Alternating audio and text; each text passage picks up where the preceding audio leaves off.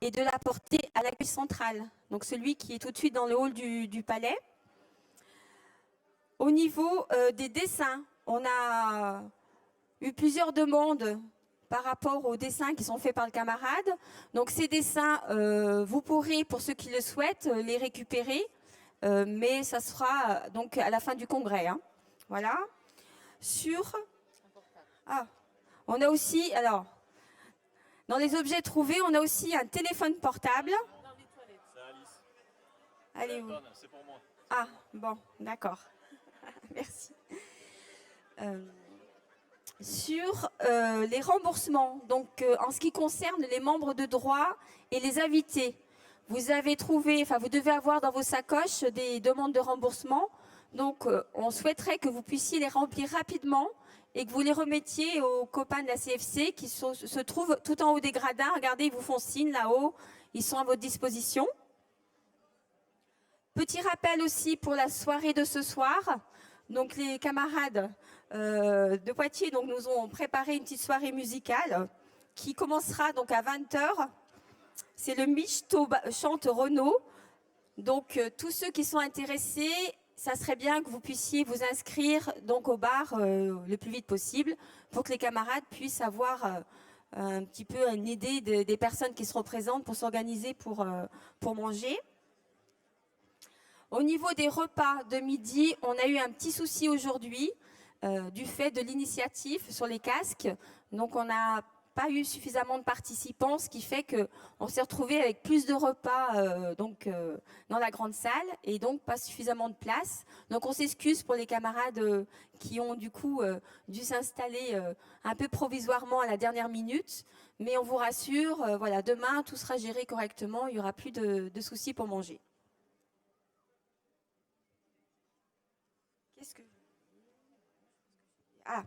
Et pour terminer, concernant le préavis de grève pour le 2 décembre pour l'action pour Air France, donc vous aurez le préavis qui sera à disposition sur le site dans l'après-midi. Voilà. Ah oui, et puis là, on a aussi la camarade donc, qui propose le livre pour les 120 ans de la CGT. Donc elle proposait au départ à 18 €. Là, du coup, donc, il y a une proposition pour un prix à 15 €. Donc, je vous invite à aller la voir. Je laisse la parole donc au camarade Patrick qui avait aussi une petite information à donner, 3 petites informations à donner avant qu'on débute nos travaux. Alors, salut et fraternité camarades. Juste 3 petites infos, rapidos. L'initiative sportive, le Vinspong, est installée à côté du Krasubar. Donc, si vous voulez aller voir, vous avez une petite explication dans le cahier du délégué. Notre ami et camarade Nicolas Bimon a installé son petit terrain et vous fera une petite démonstration qui peut vous intéresser dans vos collectivités. Pour la soirée, pour ce soir, donc il y aura énormément de monde. On va être au chaud, c'est bien, c'est parfait par les temps qui courent. On vous demandera d'être patient. La soirée est gratuite, bien évidemment. Alors pour nous c'est évident, pas pour tout le monde. C'est gratuit. Les consommations au bar sont payantes, bien évidemment. Il y aura à manger les tartines, assiettes de charcuterie, les croque-michto, la bière de Neuville et tout ce que vous voulez. Vous connaissez, tout le monde connaît maintenant les spécialités. Donc ça sera au bar. Donc la soirée est gratuite. Il y aura beaucoup de monde. Il faudra être patient. Nicolas qui arrive. Donc voilà, Nicolas le grand avec le bonnet, qui est le responsable du Vinspong Club du Stade Poitvin. Donc qui vous fera une petite démonstration tout à l'heure. Et la dernière info, donc, vous avez vu pour certains, la Fédé a proposé d'offrir l'UMA. Nous avions commandé 250 UMA. La Fédé vous a offert aujourd'hui l'UMA. À partir de demain, ça sera payant. Nous vous proposons d'acheter demain l'UMA de Crasu. Et nous vous incitons bien évidemment à lire l'UMA, puisque c'est le seul journal qui dit du bien de la CGT. Notamment, vous avez un article en page 26 qui rappelle la grève de 95 contre le plan Juppé, plus un article sur les élections à la Poste. Donc nous vous invitons demain à acheter l'UMA de Crasu. C'est un peu plus cher, mais comme vous l'avez gratuit aujourd'hui. Alors je sais, il y en a qui l'ont acheté. Ouais, alors on vous fera un petit geste commercial au bar, on va voir. Mais j'attends les consignes de Christophe Couder qui devrait m'appeler d'ici 15 secondes. Bonne continuation pour les travaux, camarades.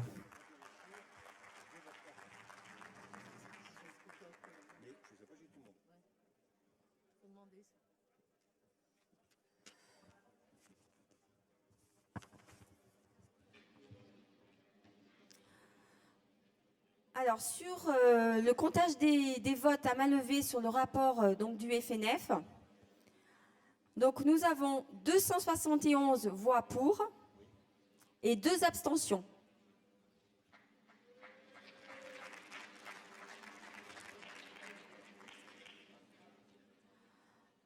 Donc nous allons débuter nos travaux. Donc on va commencer cette deuxième après-midi par une table ronde sur les responsabilités de notre syndicalisme face à l'offensive du capital. Donc je vous demande d'accueillir donc Frédéric Landas, qui est chargé donc d'animer cette table ronde.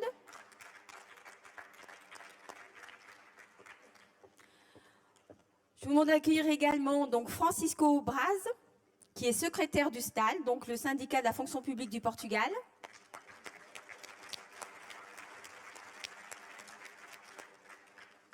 Denis Durand, économiste et conseiller confédéral.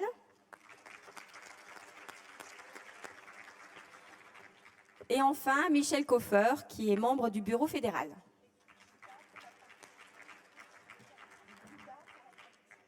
Et donc, pour la traduction, c'est Guida qui va s'en charger.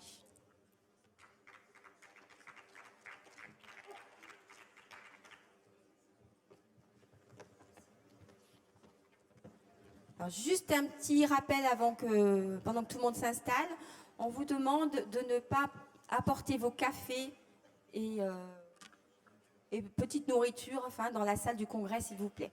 Merci. Ça marche tout seul, parfait. Bien, bonjour à tous et toutes surtout. Concernant notre débat, je tiens d'abord à excuser l'absence de nos camarades d'Unison pour des raisons de santé. C'est bien dommage pour l'apport à notre débat de leur expérience. Leur expérience, bien sûr, on le sait, de la casse des services publics. Leur expérience particulièrement aujourd'hui sur les questions des libertés syndicales aussi, puisque la Grande-Bretagne est en train de mettre en place, de voter des nouvelles lois anti-syndicales, et leur expérience aussi dans ce contexte de politique d'austérité, des changements récents, aussi bien dans le mouvement syndical que dans le parti travailliste auquel ce syndicat est intimement lié. Je vais vous présenter les camarades qui vont participer donc à cette table de façon un peu plus précise. D'abord, à mes côtés, Francisco Braz, président donc du STAL. Le STAL est le syndicat des travailleurs des administrations locales et régionales des ordures ménagères, toutes catégories confondues donc du Portugal. Il compte 45 000 membres, soit quand même environ 50% des salariés des secteurs concernés, ce qui n'est pas négligeable, n'est-ce pas? Et le STAL vient de célébrer en août dernier ses 40 ans d'existence. C'est un syndicat de classe, adhérent à la CGTP Portugal, et Francisco, par ailleurs, a été membre de la CE de la CGTP pendant une petite vingtaine d'années. Il a laissé la place maintenant à des plus jeunes camarades. Et Francisco a également une expérience en tant que membre de la commission exécutive de la Fédération syndicale européenne des services publics, donc la FSESP. Et quand ils en parleront, ils diront peut-être de temps en temps EPSU, c'est la façon anglaise de désigner la FSESP. Donc voilà, pour la compréhension.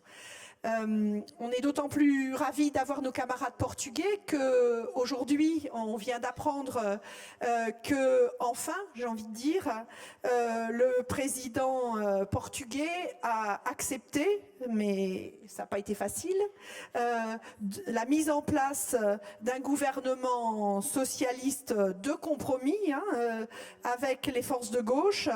Ça, je crois, ça donne à notre débat en encore plus de contenu sur le rôle de notre syndicalisme dans ces conditions.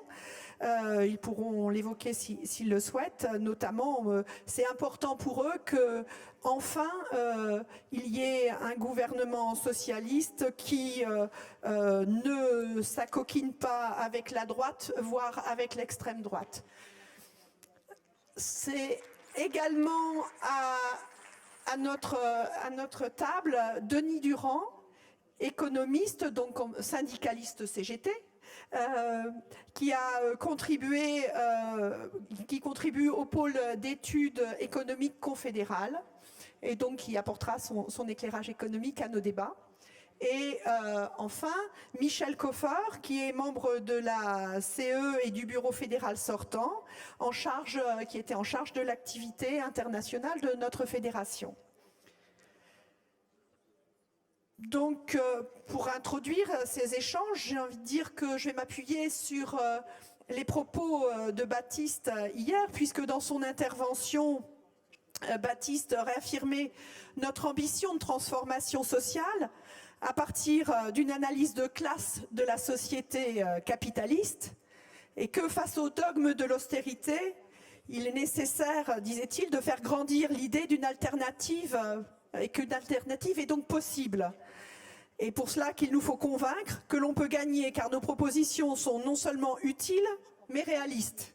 Alors moi j'ai envie de dire, Denis, ton point de vue d'économiste, tu peux nous éclairer et nous confirmer que ce que nous portons est bien nécessaire et réaliste. Merci de l'invitation. Alors, pour enchaîner tout de suite, si on veut aller au fond des choses, au fond des causes profondes qui expliquent la crise actuelle et les régressions sociales auxquelles les travailleurs sont confrontés dans les services publics comme ailleurs, on arrive à détecter la responsabilité de la soif de rentabilité du capital. C'est-à-dire, plus les profits s'accumulent, plus ce capital accumulé réclame de nouveaux profits. Et c'est une spirale sans fin qui exerce une pression sur la société, sur l'économie. Et alors on parlait de compromis au Portugal. Quand la conjoncture économique va bien, ce système est capable de faire des compromis sociaux, mais quand son efficacité se réduit, il devient de plus en plus dur. Et c'est ce qui s'est passé depuis maintenant plusieurs dizaines d'années, depuis le milieu des années 60. Et à la fin des années 70, la situation était devenue tellement critique pour la rentabilisation du capital que la décision a été prise dans les milieux dirigeants de changer de politique économique. On peut dater cet événement très précisément, l'époque où Margaret Thatcher est arrivée au pouvoir en Grande-Bretagne, où Ronald Reagan se préparait à y arriver aux États-Unis. En 1979, la décision a été prise de changer le comportement des banques. La politique monétaire a incité les banques à financer le développement des marchés financiers plutôt que de financer le développement de l'emploi, de la création de richesses dans l'économie. Et donc c'est ce qui s'est vraiment passé. Et les marchés financiers, c'est une arme terrible au service de la rentabilité du capital parce qu'il n'y a pas de sentiment. La seule chose qui compte, c'est je vends, j'achète en une fraction de seconde. Et avec ça, on peut condamner des entreprises, condamner des États. C'est ce qui s'est passé. Et depuis le début des années 80 aux États-Unis, en France, ensuite dans tous les pays développés, toutes les politiques de gestion d'entreprise ont été soumises à cet impératif de rentabilité. Et c'est pour ça qu'on a vu les choix d'investissement, les choix d'embauche, les choix de gestion de personnel qui privilégiaient la précarisation de l'emploi, les plans de licenciement, la pression sur les salaires. Et au détriment de la recherche, de la formation et à la fin de la création de richesses efficaces. Et bien entendu aussi au détriment de l'environnement, avec un gaspillage de ressources naturelles. Et de la même façon, les politiques publiques, les politiques économiques n'ont eu de cesse depuis cette époque-là, et on le vit encore de plus en plus tous les jours maintenant, de réduire les prélèvements fiscaux et sociaux sur les profits. Et donc d'en déduire une dévitalisation sans cesse accélérée des services publics avec l'externalisation des missions, l'abandon des usagers dans les territoires, l'attaque contre les statuts des personnels, les emplois précaires qui se multiplient, etc. Alors il faut voir que ces attaques, ces politiques-là ont pendant un certain temps atteint leur but, c'est-à-dire que les profits ont remonté. On sait, alors ça se dit beaucoup, que la part des profits dans la valeur ajoutée augmente. Alors c'est vrai dans tous les pays développés, Et en France, c'est un peu particulier, parce que quand on regarde bien le moment où ça s'est passé à un moment très précis. C'est au moment où on a libéralisé le système financier français, entre 1983 et 1990. Là, la part des profits dans la valeur ajoutée des entreprises grimpe en quelques années de 10 points, ça veut dire entre 100 et 200 milliards d'euros chaque année, qui avant allaient dans la poche des travailleurs, qui maintenant vont dans la poche des capitalistes. Et ça s'est fait en quelques années. Et depuis, les taux de profit sont, la part des profits dans la valeur ajoutée, c'est pas taux de profit, la part des profits dans la valeur ajoutée est restée très élevée pendant de nombreuses années. Et puis à partir de 2008, elle a plongé parce qu'il y a eu une crise. C'est-à-dire que même en pressurant l'économie, la société comme ils le font, ça ne résout pas les problèmes. Les problèmes se posent d'une autre façon. Et ils se retrouvent face à des crises. Donc, ces crises, elles prennent différentes formes, notamment des crises financières, parce qu'à force de gonfler l'argent qui circule sur les marchés financiers, on provoque des cracks. Quand la création de richesse ne suit pas l'augmentation vertigineuse du prix des actions, des obligations, de tous les actifs financiers, des produits dérivés, eh bien, à un moment donné, arrive une crise. C'est ce qui s'est passé en 2008, en 2007-2008, où le système financier occidental a été au bord de l'effondrement. On l'a un peu oublié, mais c'était vraiment très très proche de la catastrophe en 2008, quand il y a eu des très grandes institutions financières qui ont fait faillite. Et la seule façon d'en sortir, c'était de nouveau de faire appel aux banques centrales. La Banque centrale américaine et la Banque centrale européenne ont injecté dans les marchés financiers, dans les banques, des milliers de milliards de dollars pour empêcher que tout s'effondre. Mais ça n'était que reculer pour mieux sauter, repousser les échéances. Parce que tout cet argent qui continue de circuler dans les marchés financiers, il exige sa rentabilisation. Et donc, il prépare de futurs cracks qui seront encore pires que celui qu'on a connu en 2007-2008. Il faut regarder cette réalité en face et il faut imaginer les conséquences que ça risque d'avoir pour l'emploi, la croissance et les services publics. L'autre moyen de sauver les financiers en difficulté en 2008, c'était l'endettement public. Les États se sont endettés à la place du secteur privé. C'est manifeste dans tous les pays, et tout particulièrement dans des pays comme l'Espagne, l'Irlande ou les États-Unis, plus qu'en France. Mais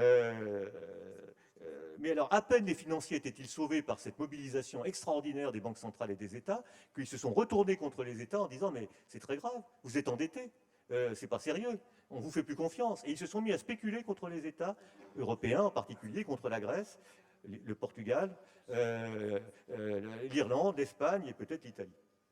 Et du coup, on est dans une espèce de spirale catastrophique où plus on sauve la mise des marchés financiers, plus ils en redemandent dans les agressions contre les salaires, l'emploi et les services publics.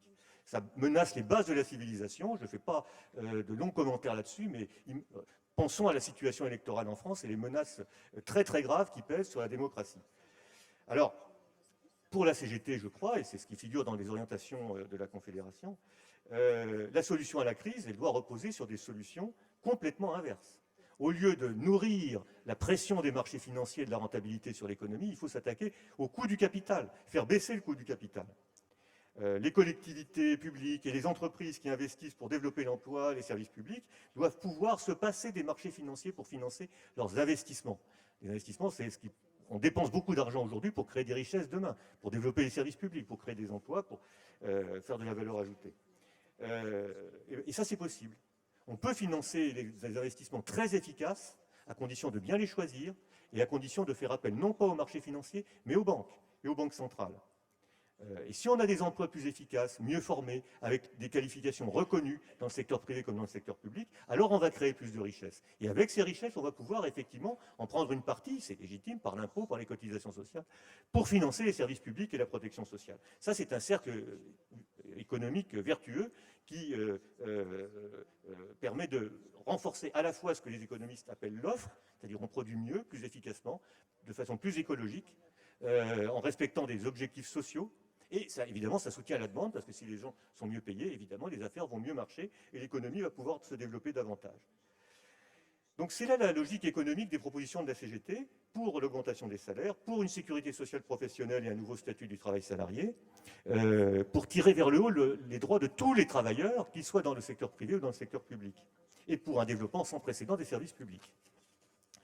Donc ces propositions, je voudrais terminer ma brève introduction par cette dernière remarque, ces propositions pour lesquelles nous nous battons en France dans nos différents services, là où nous exerçons notre activité syndicale, ces propositions convergent avec des aspirations et des luttes qui se produisent en Europe partout. Et l'annonce qu'on vient d'entendre à propos du Portugal, c'est évidemment pas sans lien, et je pense qu'on va en entendre parler, avec le développement des actions revendicatives au Portugal et des mobilisations contre l'austérité. Et donc, il y a des mobilisations pour obtenir de la Banque centrale européenne qu'elle cesse d'être au service des marchés financiers, et au mépris de la démocratie, comme elle l'a prouvé cet été en Grèce. On voit bien que si le Portugal veut se sortir de la domination des marchés financiers, il va falloir aussi changer le rapport des forces en Europe. Et il est absolument crucial que les conditions dans lesquelles sont financées les économies de la zone euro changent. Aujourd'hui, la Banque centrale européenne passe son temps à acheter chaque mois 60 milliards d'euros de titres sur les marchés financiers, c'est-à-dire d'injecter de nouvelles liquidités sur les marchés financiers au rythme de 60 milliards par mois, et peut-être qu'après-demain, le Conseil des gouverneurs va décider d'en faire encore plus dans ce sens. Mais à quoi ça sert d'inonder les marchés financiers avec des liquidités créées de toutes pièces par la Banque centrale européenne si on ne sait pas où va cet argent? Aujourd'hui, on sait que cet argent ne va pas, en tout cas pas suffisamment, au financement des investissements qui vont créer des emplois. Il ne va pas du tout au développement des services publics. Et donc, ça nourrit la crise. C'est exactement le contraire de ce qu'il faudrait faire. D'ailleurs, la BCE en est partiellement consciente. Elle a révisé certains aspects de sa doctrine. Mais pour l'instant, on reste enfoncé dans cette logique de soumission aux exigences de rentabilité et à la domination des marchés financiers. Alors que nous avons des propositions précises. On sait que la Confédération européenne des syndicats se bat pour un plan d'investissement massif à l'échelle de toute l'Union européenne. Nous pensons que ces investissements devraient être financés par la création monétaire de la Banque centrale européenne, à travers peut-être la Banque européenne d'investissement ou par un fonds européen de développement économique et social. C'est bien plus efficace que ce qu'essaye de faire ou prétend faire le plan Juncker, et ça serait un moyen de commencer à libérer l'Europe de la domination des marchés financiers et du capital. Donc, je termine mon propos en concluant que les luttes immédiates pour l'emploi, pour le pouvoir d'achat, pour les salaires sont absolument inséparables des rassemblements de toutes les forces disponibles pour libérer l'Europe de la dictature de l'argent.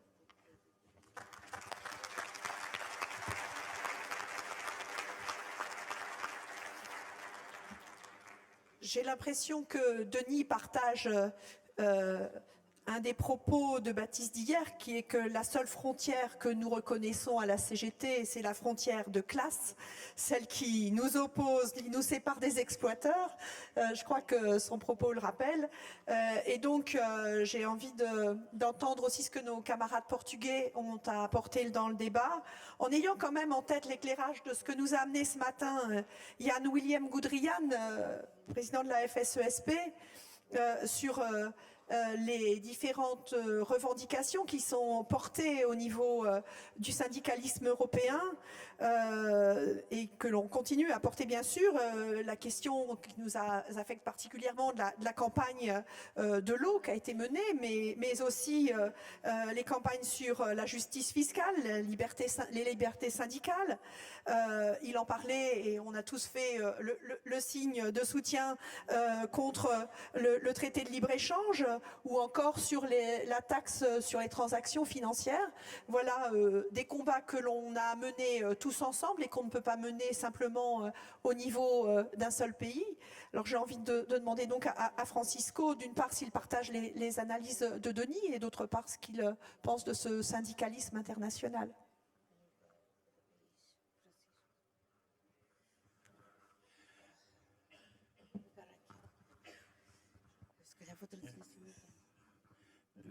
Boa tarde a todos. Agradeço o convite da CGT Administração Local para estar presente no vosso congresso. Merci à tous et à toutes. En premier lieu, je veux remercier l'invitation pour être présent à votre congrès de la CGT territoriale. Queria pedir desculpa pelas dificuldades eventuais de linguagem, as minhas e de alguma forma de tradução tão repentina, mas queria também dizer-lhes que me sinto em casa, não só pela simpatia com que fomos recebidos, mas também pela identificação que encontramos nos vossos objetivos, nos caminhos discutidos. Je veux m'excuser aussi, je ne peux pas m'exprimer de la meilleure forme et aussi pour la traduction, que ce n'est pas facile pour nous.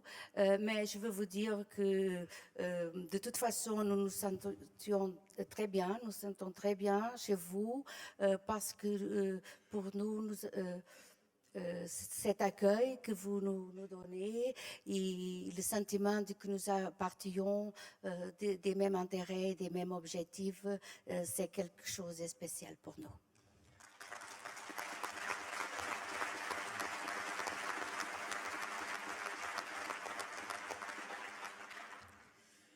Queria, em primeiro lugar, dar-lhes 3 pequeninas notas sobre o que a camarada informou da nomeação do António Costa, secretário-geral do Partido Socialista para o governo.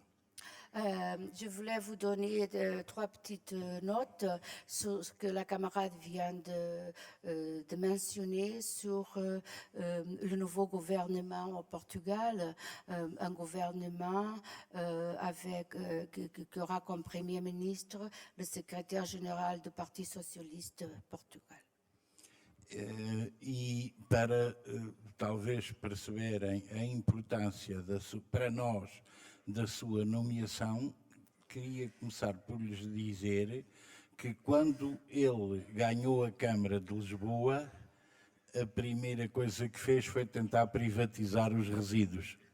Et pour que vous pouvez comprendre un peu mieux ce que ça signifie pour nous, il faut que je vous dise que quand ce monsieur-là est devenu maître de la mairie de Lisbonne, la première chose qu'il a fait, il a essayé de privatiser les services à la mairie, les services publics de la mairie de Lisbonne. Portanto, não é governo de esquerda que acaba de ser empossado em Portugal. Alors, ça dit tous, ce n'est pas un gouvernement de gauche qui vient de se former au Portugal. Mas, como disse o Partido Comunista Português, que foi o primeiro a criar as condições para eles poderem avançar, Mais comme a dit le Parti communiste portugais, qui a été le premier parti qui a créé les conditions pour que cette situation soit possible. E isso aconteceu porque era preciso pôr fim a governo de direita, muito de direita, que punha em causa a democracia. C'était absolument nécessaire de terminer avec un gouvernement de droite, très à la droite, qui posait en cause notre démocratie. E, por outro lado, abriu caminho a conjunto de compromissos imediatos e de curto prazo muito importantes para os trabalhadores e para os grupos sociais mais desfavorecidos da sociedade portuguesa. Et ça a aussi ouvert une autre porte pour un autre chemin pour les travailleurs portugais, pour les forces sociales au Portugal, pour qui sont moins favorisés, le moins favorisés chez nous. Naturalmente, não foi possível que eles apareçam a pôr em causa os tratados europeus de convergência, que no fundo são uma ferramenta do capital para perseguirem os trabalhadores na Europa, mas Ils ne vont pas mettre en cause les traités européens qui sont nécessaires pour exploiter les travailleurs en Europe. Mas o facto de se criarem compromissos que irão pressionar esses tratados é avanço e é uma possibilidade de luta. Mais ce que c'est nouveau, c'est qu'on a créé des compromis qui peuvent mettre en cause ces traités, et ça c'est quelque chose de différent. Estão garantidas questões de aumento do salário mínimo, On a garanti des questions comme le salaire, le SMIC, recuperação dos cortes salariais na administração la pública. récupération des salaires dans l'administration publique. Por fim, a facilitação de despedimentos que fazia parte do programa do governo do Partido Socialista. Mettre en cause le chômage, le mettre au chômage de beaucoup de travailleurs qui étaient aussi dans le programme du Parti socialiste. Defender a segurança social e o investimento público. La défense de la sécurité sociale et de l'investissement public. No fundo, nós temos a noção pela questão nova que colocou também na Europa, nos partidos socialistas da Europa, alguma incomodidade nestas políticas irá criar.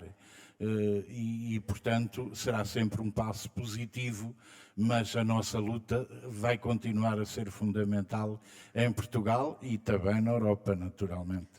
Et nous pensons que ça va aussi influencer un peu la position des partis socialistes dans l'Europe. Et ça pourrait être aussi une question positive. Mais nous sommes sûrs, nous savons très bien que la seule chose qui peut changer la situation des travailleurs aujourd'hui, c'est la lutte. C'est notre lutte partout dans l'Europe.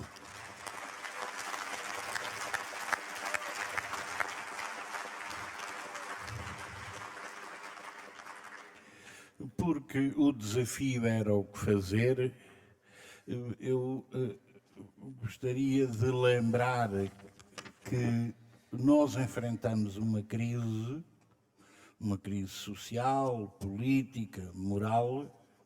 Parce que le défi, c'est au fond quoi faire. Alors on s'est confronté avec une crise sociale, une crise du travail, une crise morale même. Mas que a nós, sindicatos, nos compete olhar para esta crise e perceber que ela é, antes de mais, uma ferramenta do capital para explorar os trabalhadores. Mais nous, syndicats, nous avons la tâche de regarder cette crise et de comprendre qu'est-ce qu'elle est. Elle est surtout un outil des patrons du capital contre les travailleurs. Basta olhar para o meu país para dizer que a dívida pública há 4 anos era de próximo dos 90% do PIB, Produto Interno Bruto. Il fallait seulement regarder mon pays pour savoir que la dette publique, il y a 4 années, était à peu près 90% du BIP. Oui, le produit interne brut. E hoje, passados 4 anos, é de 130, apesar do roubo que foi feito a todos os trabalhadores, da liquidação de emprego. Et aujourd'hui, après 4 années, elle représente 130%, malgré tout ce qu'ils ont volé aux travailleurs, malgré tout ça. Portanto, foi sem dúvida uma ferramenta para explorar os trabalhadores e aumentar os lucros do setor financeiro, dos bancos.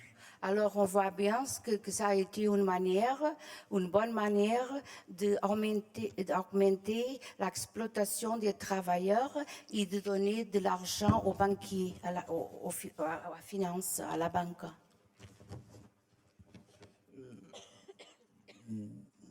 O secretário-geral da EPSU já abordou a questão, já foi aqui abordada por outros camaradas. Eu não vou alongar muito na dissecação da questão e iria refletir mais sobre soluções. Nous avons tous écouté aujourd'hui le secrétaire général de l'EPSU, de la Fédération européenne des services publics. Et nous sommes d'accord avec ce qu'il a dit. Et là, je ne vais pas me allonger en ce qu'il a dit. Je vais plutôt essayer de trouver des propositions pour trouver des solutions. E, nesse sentido, não temos dúvida de que os sindicatos europeus precisam de encontrar caminhos comuns que façam convergir situações tão diferentes como os diferentes países na Europa e as diferentes situações de consciência. Et nous n'avons pas de doute de qu'il faut absolument que tous les syndicats en Europe trouvent une façon de ensemble lutter contre toutes ces situations que nous touchent à tous.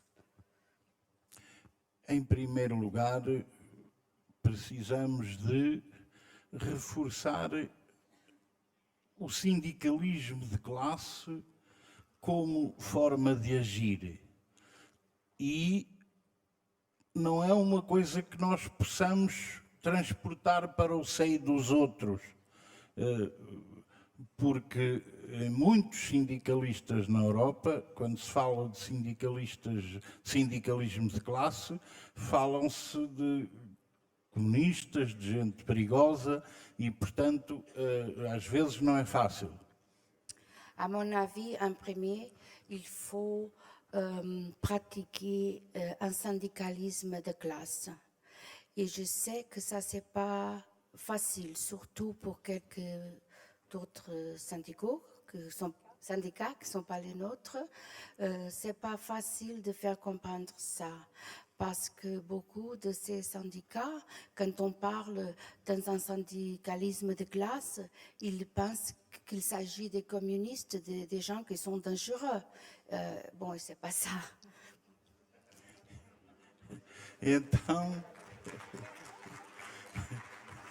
Então, só temos um caminho, que é pegar nas questões práticas e avaliá-las de acordo com a nossa consciência de sindicalismo de classe e mostrar a justeza dessas posições sobre o problema concreto.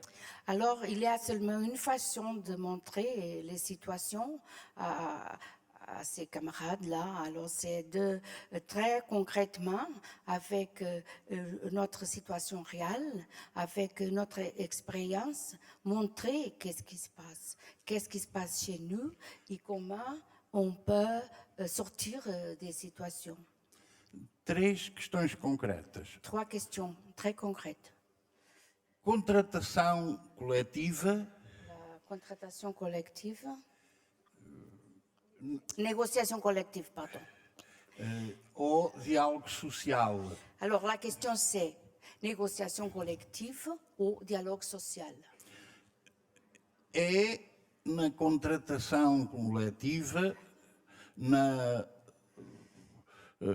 negociação, que se conseguem contratos com direitos para os trabalhadores, sabendo que estão duas partes diferentes a negociar à mesa. C'est dans les négociations collectives qu'on peut avoir des avantages pour les travailleurs, en sachant que sont de deux parties très différentes, avec des intérêts différents. No diálogo social, são um grupo de amigos que se encontram para conversar sobre coisas engraçadas. Le dialogue social, à mon avis, c'est plutôt un groupe d'amis qui se rencontrent pour parler des choses qu'ils trouvent que sont peut-être intéressantes. Portanto, a valorização da contratação coletiva é um princípio do sindicalismo de classe. Alors, pour nous, les négociations collectives sont sans doute un principe très important du syndicalisme de classe. Em defesa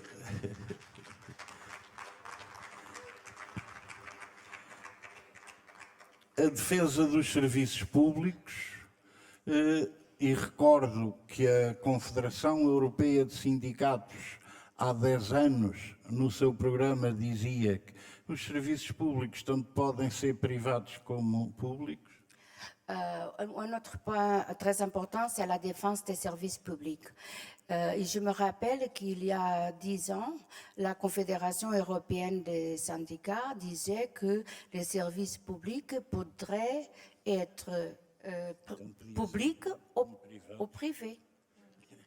Portanto, nós já caminhamos na Europa, na própria SES, na consolidação de uma ideia de sindicalismo de classe que os serviços públicos têm que ser públicos. Mais aujourd'hui, on a déjà fait le chemin dans la Confédération de que il faut que les services publics restent vraiment publics. Vou terminar com um terceiro exemplo, até para não prolongar o vosso tempo e ficando à vossa disposição, com o facto de a importância de defendermos o investimento público na Europa a partir do banco público que temos, o Banco Central Europeu. Je vais terminer avec une troisième idée et après je suis prêt pour répondre à vos questions, que c'est la nécessité du Banque Centrale Européenne publique. E recorro-me novamente de um exemplo para lembrar que Portugal pedia emprestado aos grupos económicos e pagava juros de 7% e 8%. Je veux vous donner encore un exemple du Portugal. Quand on a demandé d'argent prêté aux banques à la banque, on a payé 7 ou 8% d'intérêt. A Grécia chegou a pagar a 13%. La Grèce a même payé 13%. Ou seja, os grupos económicos iam buscar ao Banco Central Europeu a 1% ou menos. Et ça veut dire que les groupes économiques, ils pouvaient avoir l'argent, de la Banque Centrale Européenne avec 1% d'intérêt. Portanto, o banco, que é um banco público, é um banco europeu, vivia para facilitar os grupos económicos com o dinheiro que é nosso, que é dos europeus, e, portanto, nós precisamos de alterar esta política, exigir um banco europeu que tenha uma política pública de respeito pelos serviços públicos e de investimento. Alors, ça veut dire que la Banque Centrale Européenne publique a utilisé l'argent des peuples, notre argent, pour aider à la banque privée. Et ça, c'est pas juste. C'est pour ça qu'on dit il faut faire ça d'autre manière. Il faut que notre argent, c'est pas pour donner des profits à la banque.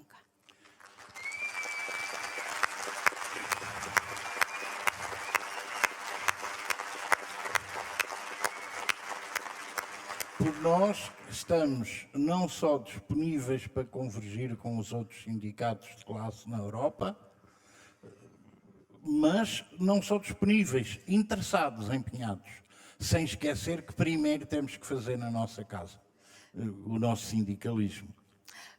Nous ne sommes pas seulement disponibles pour travailler, pour faire du syndicalisme avec les autres syndicats européens.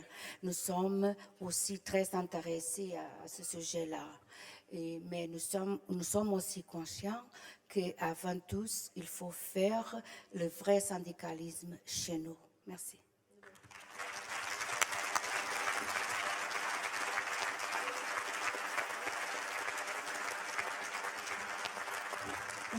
Merci Francisco et merci Guida pour ta traduction. Michel, l'offensive du capital, c'est aujourd'hui la remise en cause tous azimuts des services publics. Je crois qu'on peut le constater pleinement dans notre champ, si tu veux. Tout à fait. Je reviendrai, alors je ne développerai pas, ça va faire l'objet, y compris sur la partie 1 et 2 de notre document d'orientation, de la traduction de ces attaques. Je pense que nos débats vont développer, y compris cette table ronde cet après-midi. Du coup, moi, je vais plutôt apporter un focus sur, à partir des interventions précédentes et celle de Denis, en quoi, qu'est-ce qui fait la particularité des attaques contre le service public et pourquoi? On pourrait se demander pourquoi ces attaques massives auxquelles nous assistons crescendo depuis quelques années. Ben, je crois qu'il faut revenir à cette notion de capitalisme, la logique même, j'allais dire le fondement du capitalisme, ça a été dit dans les interventions précédentes et dans nos échanges, c'est bien l'accumulation de profits, c'est cette logique-là qui perdure, alors qui prend des formes différentes depuis plus d'un siècle, et je dirais que on est aujourd'hui confronté en cette début du XXIe siècle, mais et au cours du XXe siècle, à une transformation, une évolution dans la forme, je ne parle pas du fond, du capitalisme, un capitalisme du XIXe siècle fondé sur l'exploitation des salariés sur le plan national, pour revenir sur notre pays, mais c'est traductible dans les autres pays du monde, et un capitalisme qui progressivement s'est financiarisé et s'est mondialisé. On nous a dit beaucoup pendant des années sur l'explication des attaques quand elles ont commencé à se faire, mais c'est la mondialisation, c'est la mondialisation. Oui, mais on est bien dans cette logique, c'est que le patronat, il a besoin d'accumuler des profits. Et donc, à un moment donné, l'opportunité, ça a été d'étendre son champ d'intervention sur l'ensemble de la planète, d'aller exploiter les salariés dans d'autres pays, avec ce qu'on connaît, les délocalisations que nous avons connues en France, en Europe, pour aller implanter les usines, la production, l'économie dans des pays où la main-d'œuvre est évidemment moins chère. C'est cette logique-là, mais qui arrive aujourd'hui au bout d'un processus. D'ailleurs, j'entendais dernièrement des analystes pointer le fait qu'on pointe beaucoup la Chine, mais le patronat aujourd'hui dit que même en Chine, les salaires sont devenus un peu trop chers d'ailleurs, donc on va peut-être s'installer plutôt dans les pays africains où là, on va encore trouver des marges de profit. Donc voilà, c'est cette logique-là à laquelle on a affaire, et l'attaque sur les services publics, elle est dans la droite ligne de ce concept-là et de cette logique-là, c'est que les services publics, parce qu'ils se sont développés et qu'ils sont bien la résultante du mouvement ouvrier du 19e et du 20e siècle, des luttes et des acquis du mouvement ouvrier et du mouvement citoyen dans son ensemble. Et ça c'est intolérable pour le capitalisme. C'est des niches, de profits supplémentaires possibles. Et c'est ça le fondement essentiel de l'attaque qui est faite aujourd'hui, qui a commencé depuis plusieurs années, et on le voit bien. Et alors ça se traduit parce ce qu'on décrit quotidiennement dans nos collectivités, dans l'ensemble des services publics, c'est les externalisations, un mot doux, ou en tout cas policé pour parler de privatisation, parce que c'est des marges de profit faramineuses, et le processus prend aujourd'hui une ampleur l'ampleur que nous connaissons. Donc voilà, avec la traduction chez nous, mais qu'on retrouve dans la même déclinaison dans les autres pays, les camarades portugais.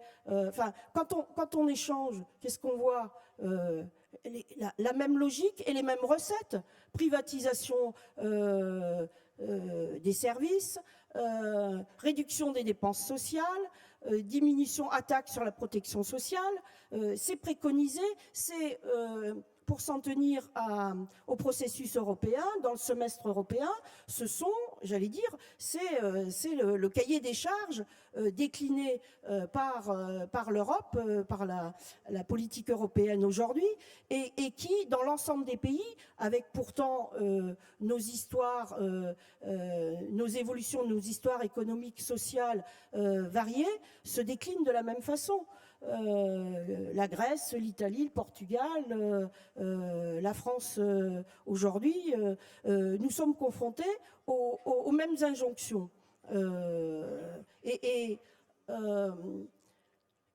Et je pense le débat aujourd'hui, en tout cas sur la thématique sur laquelle nous sommes, elle est bien quelle est la quelle responsabilité du syndicalisme aujourd'hui. Alors Francisco a terminé, mais Ian Williams ce matin, je pense, dans son message l'a pointé très fortement, et ça ne nous surprendra pas.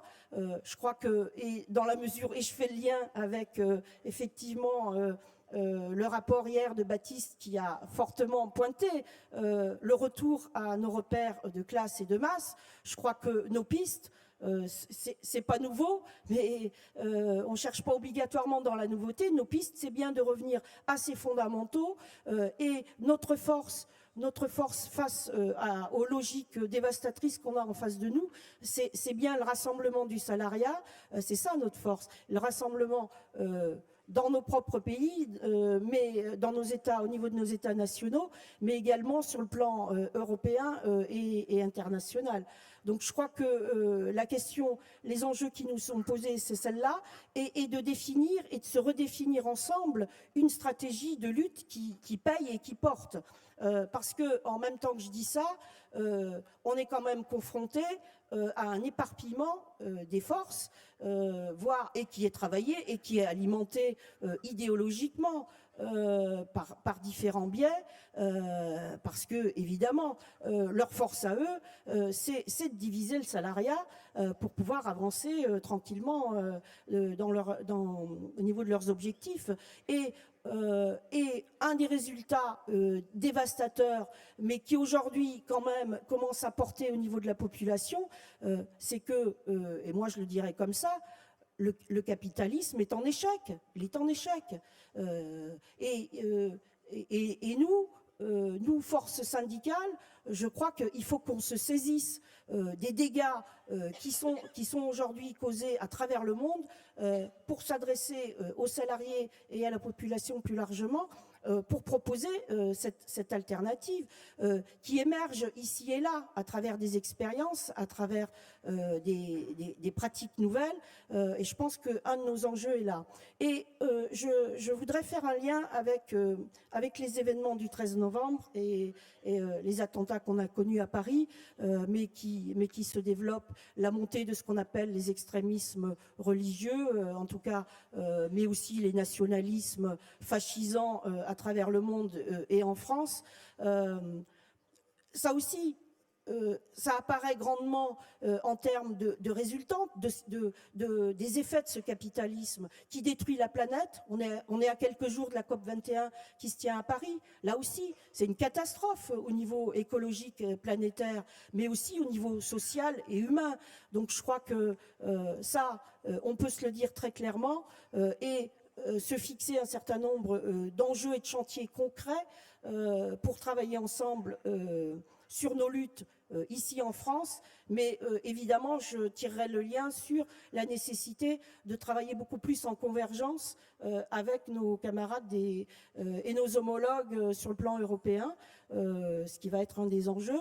Et demain nous avons un échange avec les camarades présents, mais également les camarades de nos départements d'outre-mer sur la question de la coopération. Parce que la coopération, c'est un moyen concret de travailler ensemble, de faire rencontrer les syndicalistes, les salariés, parce qu'en se connaissant, en échangeant sur nos pratiques, sur les difficultés auxquelles on est confronté, que nous permettront aussi de dégager des alternatives crédibles pour construire une société de progrès social et de progrès humain.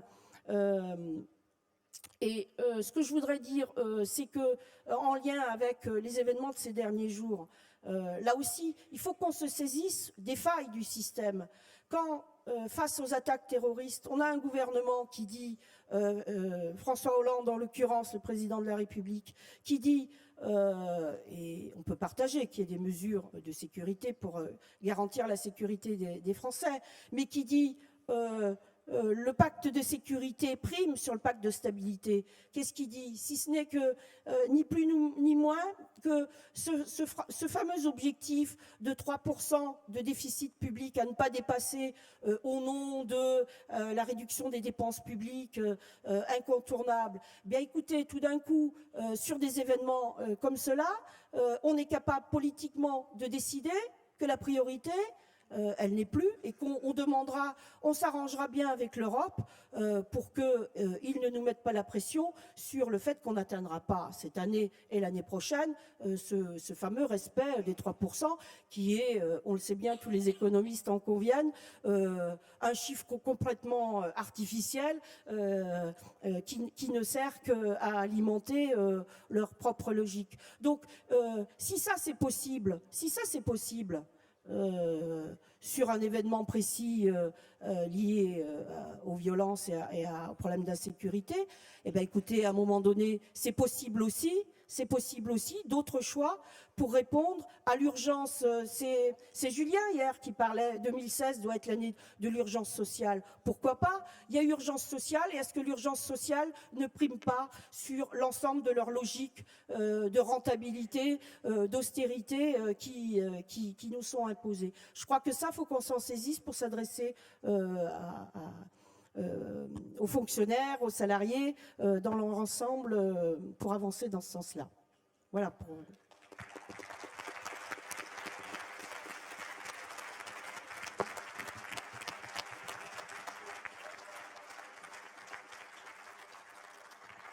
Alors merci pour ces premiers éléments de réflexion. Donc je vous invite à participer au débat. Donc je vous rappelle qu'on est bien donc sur la table ronde syndicalisme face à l'offensive du capital. Et donc je vous propose de déposer des interventions. Pour l'instant, donc j'ai celle de Jésus de Carlos, donc au micro 4, si tu veux y aller. Merci.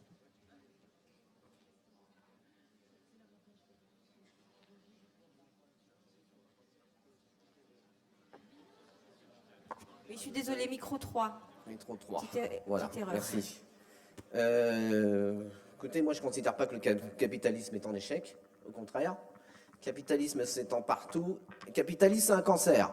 Il est en train de bouffer la planète et en train de détruire toutes les économies solidaires.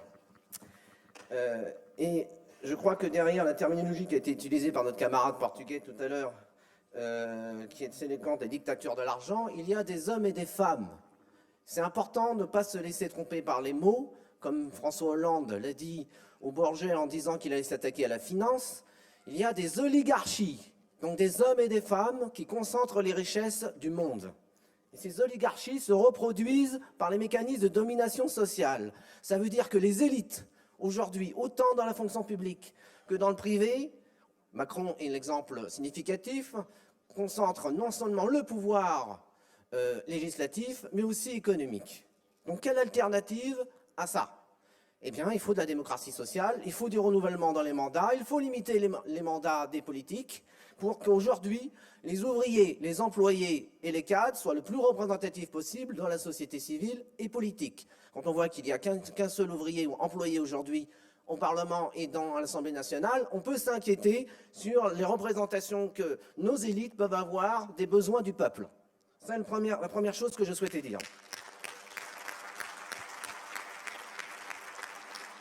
Et comme on attaque ce thème-là sous le plan économique, j'ai envie de dire, et c'est une revendication de la CGT depuis longtemps, c'est qu'aujourd'hui, face à la propriété privée, il faut qu'on réaffirme la question de la propriété publique.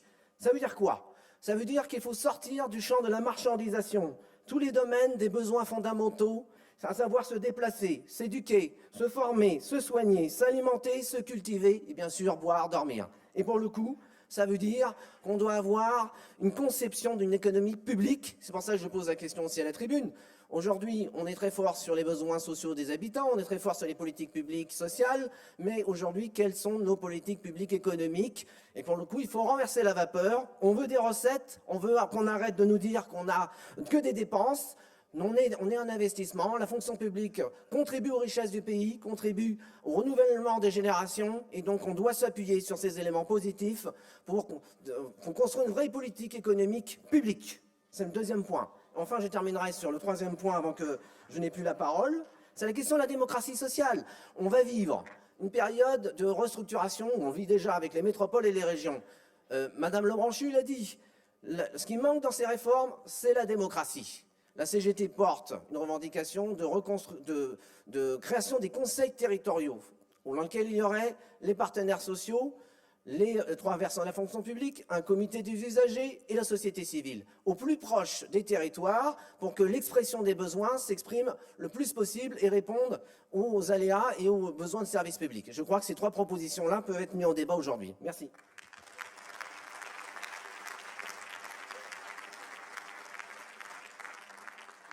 Merci. Donc au micro 1, Mounier Isabelle. Et se prépare Chassin Stéphanie, toujours au micro 1.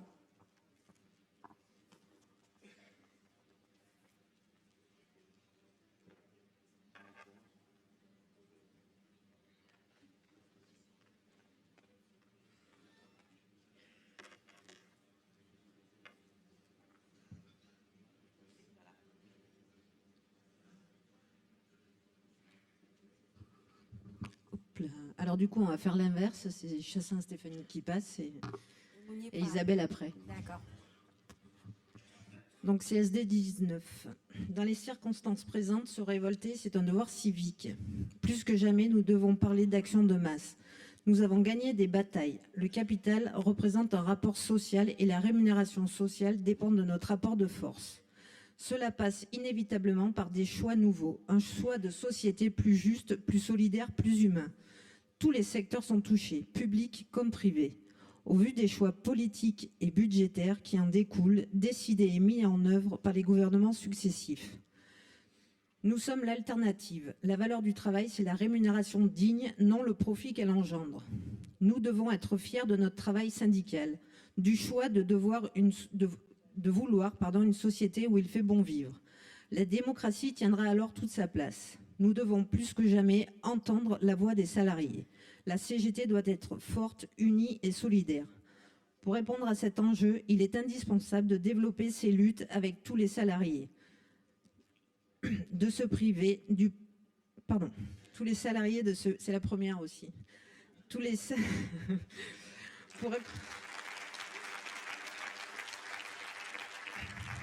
Pour répondre à cet enjeu, il est indispensable de développer ces luttes avec tous les salariés de ce pays, du privé comme du public, sans oublier les retraités et les privés d'emploi, pour construire à la base un rapport de force à vocation majoritaire qui pourrait, hors des organisations réformistes, construire une alternative à l'ordre social existant.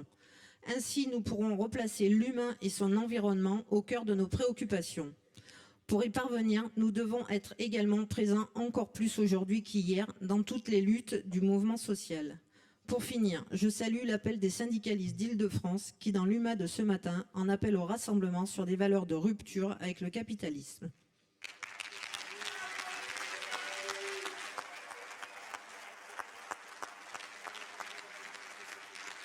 Merci. Donc Mounier Isabelle et se prépare Tailly Esther, toujours au micro 1. Alors, CSD 87 et les territoriaux de la ville de Limoges. Donc, c'est une première pour moi aussi. Notre syndicalisme face à l'offensive du capital doit rayonner hors de la frontière syndicale. Non seulement notre engagement est important dans les discussions que nous pouvons et devons tenir auprès de nos collègues, mais nous devons aussi le pratiquer au quotidien dans nos choix individuels de consommation. Je pense notamment au choix de boycott que nous pouvons mener afin de cesser de cautionner l'achat de produits qui induisent la destruction de l'environnement. Nous, syndicats, devons veiller au sein de notre syndicat local à l'utilisation de produits soucieux du développement durable. Nous devons veiller au sein de notre syndicat à l'utilisation de produits soucieux, je le redis. J'avais fait de... Voilà. De plus, il est temps de lutter massivement contre les groupuscules d'extrême droite et contre ces fascismes qui montent. Soyons plus solidaires avec les camarades qui luttent au quotidien dans leur collectivité occupée par le FN, en relayant ce qui s'y passe et ce qu'ils vivent. Mais n'oublions jamais, mes camarades, que c'est sur toute la misère du monde que se développent ces populismes de droite et ces fascismes, hier comme aujourd'hui. C'est donc au cœur des entreprises, au cœur des services publics, dans les équipes de travail que notre CGT doit mener ce combat contre la destruction des services publics de proximité et pour l'emploi public. La bataille des idées, des mots, du vocabulaire, parce qu'il fait sens, est aussi un des impératifs de notre combat. La renationalisation des services publics aussi, en particulier l'eau, via ses bassins versants. Voilà, mes camarades, des exigences de notre combat.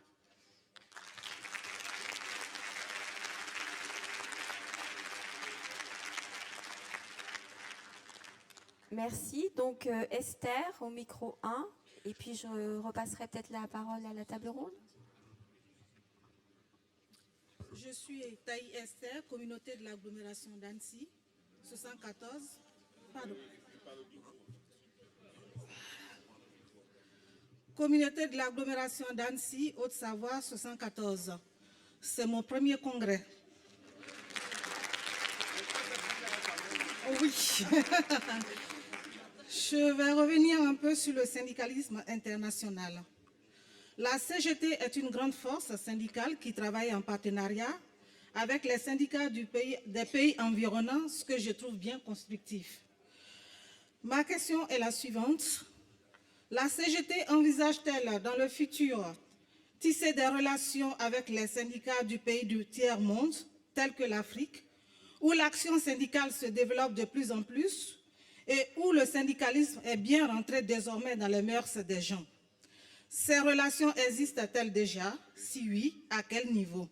Car ces syndicats du tiers-monde ont vraiment besoin du soutien de la grande force comme la CGT. Merci.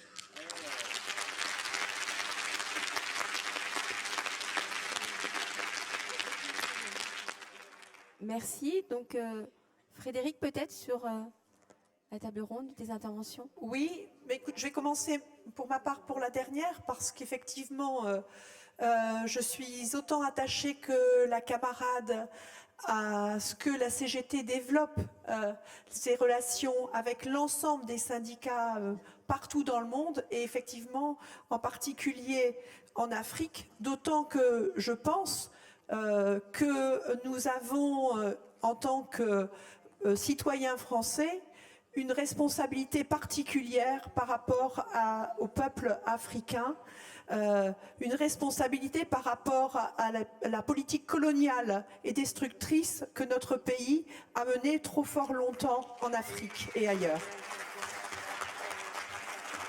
Pour ce qui est des relations internationales, il y a d'abord, moi je représente notre fédération à l'international des services publics. Et à l'international des services publics, un des grands chantiers, j'ai envie de dire, est le travail en lien avec les syndicats émergents en Afrique, mais également en Asie et dans l'ensemble des pays qui ont besoin de notre soutien, de notre solidarité, la solidarité humaine, mais également la solidarité financière, technique, pour pouvoir se constituer, et puis la solidarité aussi pour maintenir, les soutenir, puisque très souvent, les camarades sont menacés, non seulement dans leurs droits syndicaux, mais leurs vies sont également menacées dans un certain nombre d'endroits. Donc nous sommes là pour faire connaître leur combat, pour les sortir de l'anonymat dans lequel veut les enfermer leur pays. Donc on a ce rôle important à jouer, essentiel à jouer. Et au-delà de ce rôle dans l'ISP, où je pense que nous, en tant que Fédération des services publics, nous pourrions effectivement essayer de jouer un plus grand rôle, mais ça nécessiterait un peu plus d'investissement de notre fédération. Donc c'est des choix non seulement politiques, mais financiers aussi, qu'il nous faudrait prendre ensemble. Moi, j'y suis pleinement favorable. Je crois que ce serait une très bonne décision de notre congrès que de vouloir s'investir encore plus dans ce travail. Le travail est également fait au niveau confédéral, par notre espace Europe Inter confédéral, qui nourrit des liens particuliers avec un certain nombre de syndicats qui sont demandeurs, et au fur et à mesure que ces demandes arrivent, il y a des actions concrètes qui sont également menées. Donc les choses existent, peut-être qu'on ne les fait pas suffisamment vivre et savoir au sein de notre fédération.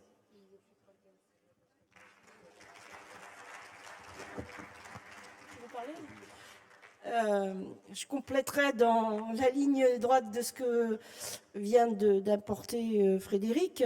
Oui, on est sollicité par des pays africains et au-delà d'ailleurs. Enfin bon, la question de la camarade portait sur le continent africain. Il y a un camarade dans la salle qui est délégué qui me harcèle régulièrement, je le dis gentiment, sur le développement de liens de coopération avec le Bénin. Et il y a un travail qui est amorcé, voilà, avec le continent africain.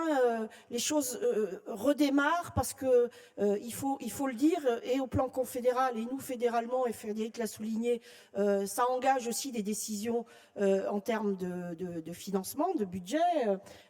Donc effectivement, il faut qu'on pousse le débat. Mais en tout cas, les pays africains sont très demandeurs, on est sollicité, on a des échanges. C'est vrai que Internet aujourd'hui permet, et ça n'engage pas des budgets énormes, déjà d'échanger par mail, de s'envoyer des informations.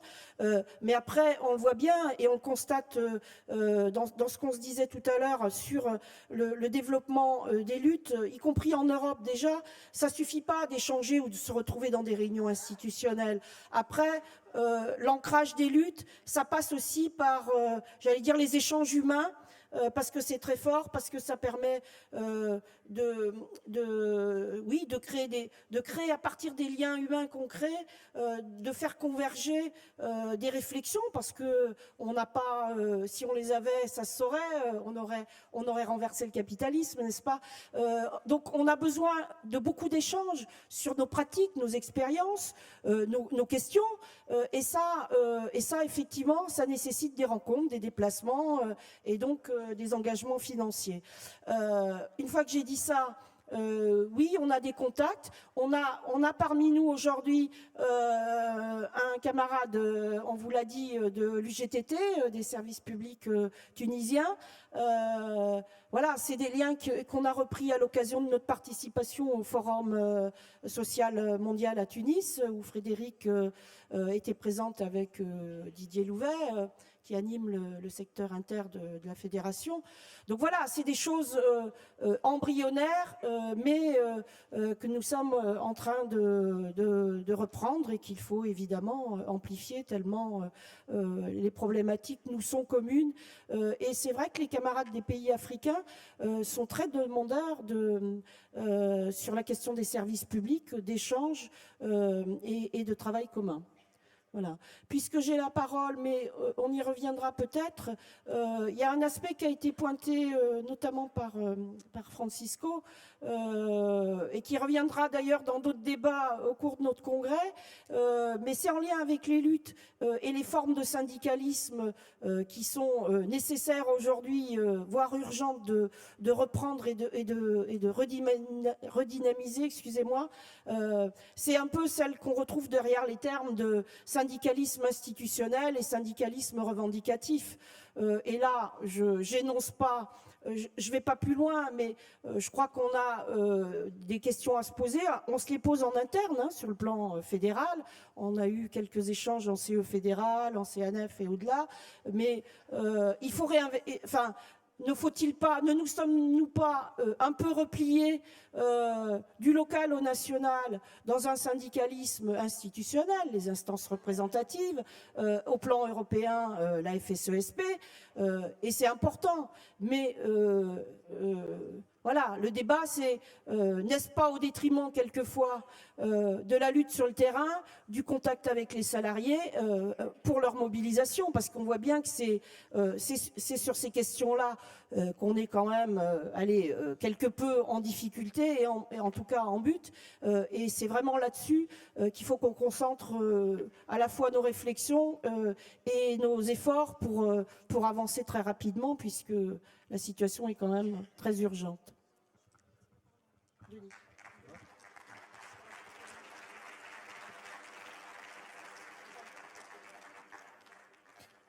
Peut-être pour revenir sur la première question, donc nous dénonçons, et il y a une indignation qui monte, je pense, dans l'opinion, même au-delà du mouvement syndical, contre la richesse insolente de quelques-uns qui se nourrit de la crise.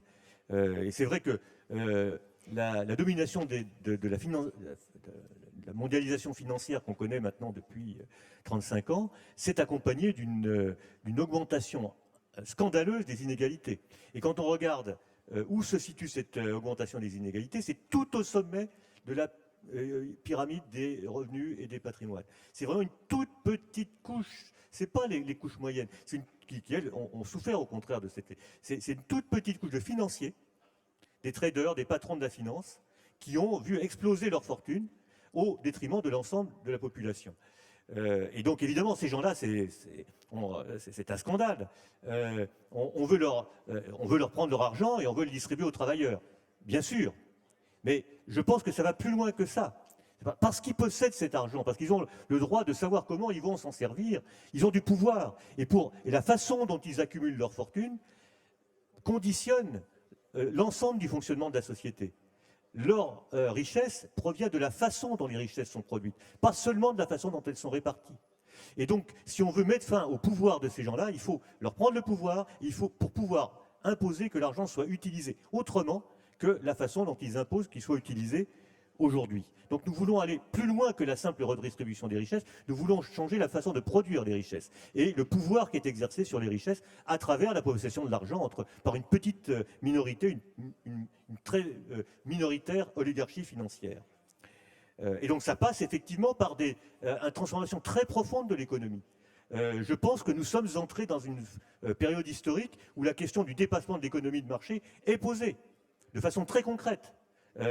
Dans le traitement de tous ces biens informationnels qui circulent sur les réseaux, etc., qui sont très difficiles à transformer en marchandises, mais qui le sont quand même sous l'empire des multinationales de la finance et sous l'empire des marchés financiers. Donc là, il y a une bataille de classe à mener pour libérer cette économie informationnelle de la dictature du capital. Mais c'est vrai aussi à l'échelle internationale. La notion de biens publics mondiaux, ou mieux, de biens communs de l'humanité, qui sont des choses qui sont construites pour l'ensemble de la population de la planète, c'est une notion qui monte et qui est profondément contradictoire avec la logique du capitalisme et qui va au-delà même de l'économie de marché. Donc ce sont des questions qui sont posées concrètement aujourd'hui.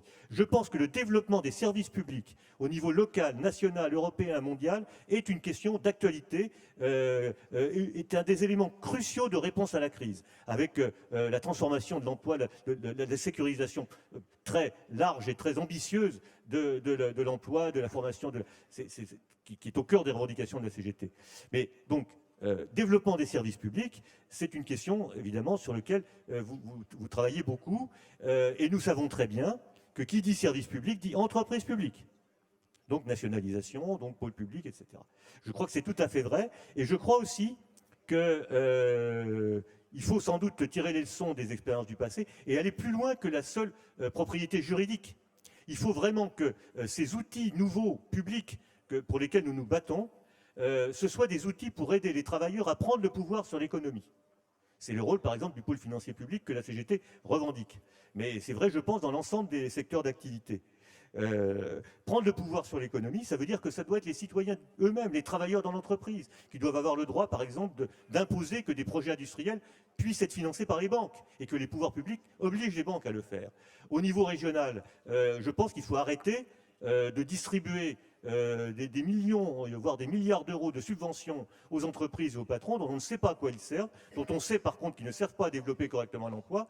Et il faut arrêter ça, il faut le remplacer par des outils. La CGT propose des fonds régionaux pour le développement solidaire des territoires qui vont avoir pour objet, et ça il faut peut-être revenir là-dessus, c'est peut-être moins bien connu, mais qui vont avoir pour objet d'aider les travailleurs, à obliger les banques à financer les projets qui développent l'emploi et les services publics au lieu de financer la spéculation comme elles le font aujourd'hui. Donc des outils pour nous aider à prendre le pouvoir sur ce qui est le plus important dans l'économie, c'est-à-dire l'utilisation de l'argent. Et c'est vrai, je vais peut-être, donc j'ai parlé tout à l'heure du niveau européen qui est crucial, puisque, et d'ailleurs c'est un bon exemple, parce que comme l'a dit Francisco, la Banque Centrale Européenne est une entreprise publique.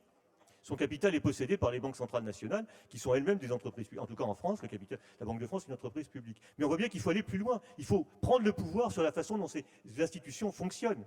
Donc ça veut dire changer les traités européens. Mais dès aujourd'hui, on a des possibilités de lutte pour les obliger à fonctionner autrement. Vous savez, quand la Banque Centrale Européenne, Francisco en parlait, a prêté d'un seul coup 1000 milliards d'euros aux banques commerciales européennes entre la fin 2011, décembre 2011 et février 2012. En deux fois 500 milliards d'euros, d'un seul coup, 500 milliards que la Banque Centrale Européenne a le pouvoir de créer et qu'elle a prêté aux banques. Et elle a constaté, la Banque Centrale Européenne, que ces 1000 milliards d'euros n'avaient servi à rien en termes d'emploi, de croissance réelle, de développement de l'économie.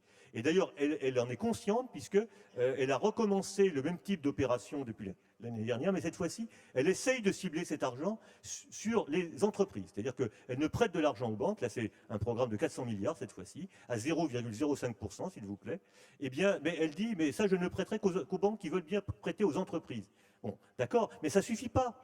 Il ne suffit pas de prêter aux entreprises. Si les entreprises se servent de cet argent pour supprimer des emplois, délocaliser, externaliser, précariser les emplois, ça ne résoudra pas la crise. Donc il faut que nous nous en mêlions.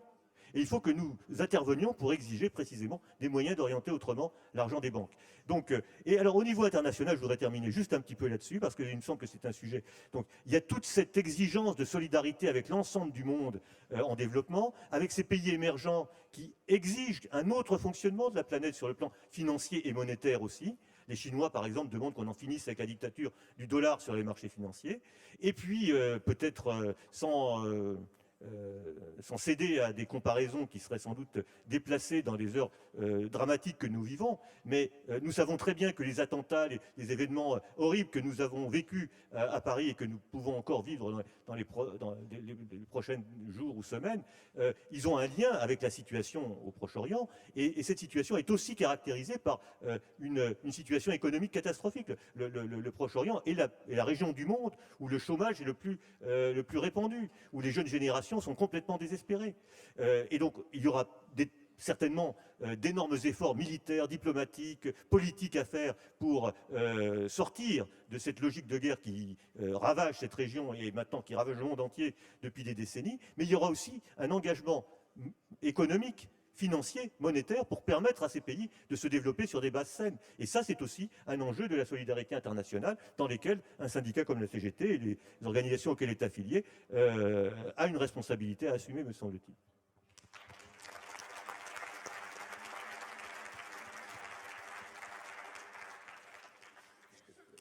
Donc, il me reste 4 interventions. Donc, je demande à Martin Pierre au micro 3 et se prépare d'Acosta Pereira Maria au micro 4. Oui, bonjour.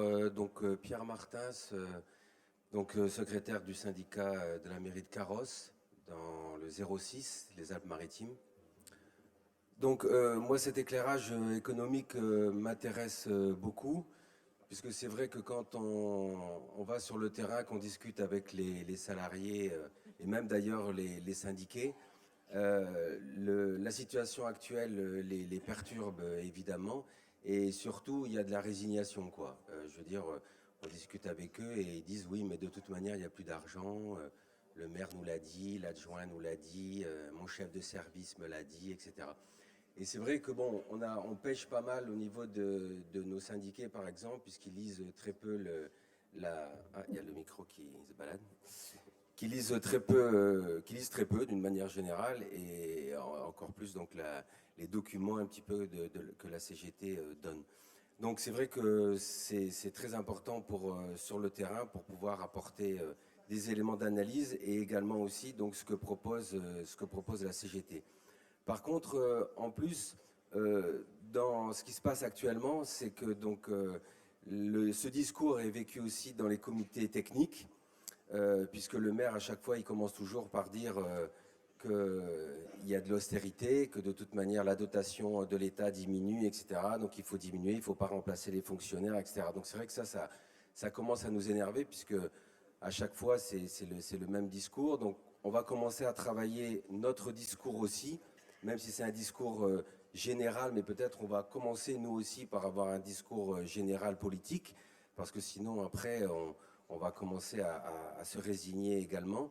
Par contre, on discute actuellement au sein de notre direction syndicale, parce que les comités techniques, donc, apparemment, doivent nous donner un volet économique. Enfin, on pourrait intervenir sur le volet économique depuis donc les dernières élections.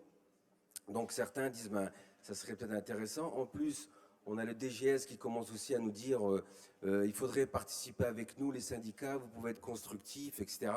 Oui, constructifs pour diminuer les fonctionnaires ou pour faire des économies. Le maire, il a même dit on peut faire des économies. Si vous faites des économies, on augmentera les primes. Donc vous voyez dans quelle situation on peut se trouver. Par contre, c'est vrai que moi, bon, c'est sûr qu'on n'a jamais été pour justement aller dans une certaine forme de cogestion, etc. Surtout si c'est pour aller vers de l'économie. Mais c'est vrai que ça serait peut-être intéressant, bon, on va le travailler au niveau de la CSD 06, sur ce volet économique des comités techniques. Te dépêcher, s'il te plaît. Oui, sur le volet économique, sur ce volet économique des comités techniques, pour essayer de contrecarrer en fait ce qui se fait dans ces comités techniques. C'est vrai que Frédéric Landas m'avait déjà donné l'histoire des CICE qui sont donnés sur le territoire d'une commune au patron, et qui donc ne servent pas au bien public. Mais je pense que ça serait intéressant de travailler concrètement pour ce qui est des comités techniques, et de nous former un peu plus à cette réaction vis-à-vis d'un discours qui à chaque fois nous met de la résignation, et pour pouvoir plutôt proposer les propositions de la CGT.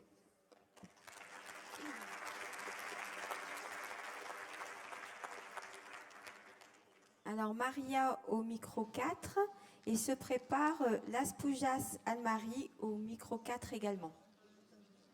Portugais. Oui, donc je voulais remercier les intervenants pour tous ces rappels et toutes ces précisions qu'ils ont pu nous apporter concernant, les rappels sont toujours bons, concernant les capitalistes qui tuent à petit feu tous les peuples et qui tuent à petit feu le bien commun qu'est le service public. Merci à notre camarade Francesco, que je salue, qui dit que le nouveau gouvernement portugais n'a rien de gauche. Mais il n'est pas le seul à avoir rien de gauche. Et il dit aussi qu'il fallait rompre avec le gouvernement de droite. Soit. Mais nous savons toutes et tous que cela ne suffit pas. Parce que les gouvernements dits de gauche, ils ont tous le même objectif. La dette publique portugaise a considérablement augmenté malgré tout ce que le peuple portugais a pu subir, malgré tout ce qu'on leur a enlevé. Et c'est ce qui va se passer ailleurs, ici. Et nous, notre rôle à la CGT, c'est d'en informer les agents qu'on côtoie au quotidien dans nos services. Et au Portugal, les souvenirs sombres, ils remontent, ils ressurgissent pour tous les Portugais qui vivent là-bas. Donc l'urgence sociale, elle se fait ressentir partout. Au Portugal, dans tous les pays européens qui souffrent, mais en France également. Parce que les gouvernements, ils créent la misère. Et la misère, c'est le terreau pour le fanatisme et le fascisme. Et nous, on a un rôle à jouer. La CGT, elle a un rôle à jouer par rapport à tout cela et informer nos collègues, nos amis, nos enfants, nos familles des dangers qui sont tout près, tout proches de nous. Donc les propositions de la CGT, elles sont légitimes et elles sont réalistes. Parce que nous ne voulons pas d'une société, il y aurait d'un côté les riches, c'est-à-dire les seigneurs, et de l'autre côté, il y aurait les pauvres, c'est-à-dire les manants. C'est un recul considérable. Et ça, nous n'en voulons pas. Donc la CGT, c'est-à-dire nous toutes et nous tous, on a un rôle majeur à jouer, à tenir. C'est celui de discuter avec nos collègues. Et non pas de discuter, le camarade Francesco, il a parlé du dialogue social. C'est une discussion entre amis, entre partenaires sociaux. Mais la CGT, ce n'est pas un partenaire, c'est une organisation syndicale.